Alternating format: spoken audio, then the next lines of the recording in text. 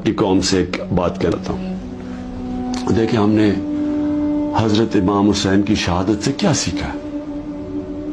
ہم نے سب سے پہلے یہ چیز سیکھی کہ جو لا الہ الا اللہ، جو جس کا اللہ جس کو ایمان دے دیتا ہے اور جس کو علامہ اقبال کہتے ہیں عشق.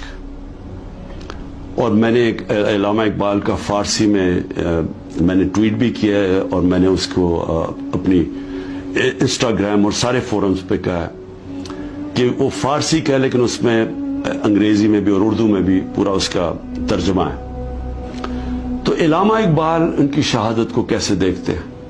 اتنی خوبصورتی سے انہوں نے بتایا ہوا ہے کہ لا الہ الا اللہ کا مطلب آزادی، اور آزادی خوف سے بھی، آزادی اپنی میں سے بھی، اور وہ آتی ہے عشق اللہ سے، اللہ سے عشق کرنے سے. اور وہ ہے جب لا الہ الا اللہ جب آپ اپنے ذہن میں دعویٰ کر دیتے ہیں پھر آپ کسی کے سامنے نہیں جھکتے.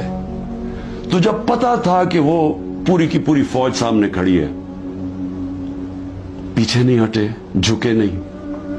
اور جو ان کی شہادت تھی، جس طرح علامہ اقبال کہتے ہیں کہ صدیوں تک مسلمان جب کھڑا ہوتا تھا ظلم کے خلاف، غلامی کے خلاف، تو وہ لا الہ الا اللہ اور امام حسین، حضرت امام حسین کی جو شہادت تھی وہ ہمیشہ یاد رکھتا تھا.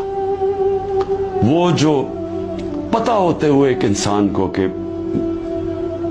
ہم جیت نہیں سکتے، یعنی کوئی میری موت ہے، میں یہ جو کھڑا ہوں اسٹینڈ کے اوپر تو میں زندہ نہیں رہوں گا، اس کے باوجود وہ عشق کتنا ہوتا ہے اوپر والے کے ساتھ کہ وہ کہتا ہے کہ میں یہ کوئی نہ سمجھے کہ میں خوف کے بت کی وجہ سے کسی کے سامنے جھک گیا ہوں. اور یہ ہوتا ہے کہ جو انہوں نے بیج بو دیے کہ ہمیشہ مسلمان دنیا میں ظلم کے سامنے جب لوگ کھڑے ہوتے ہیں تو ان کو یاد آتا ہے وہ اس قربانی کا.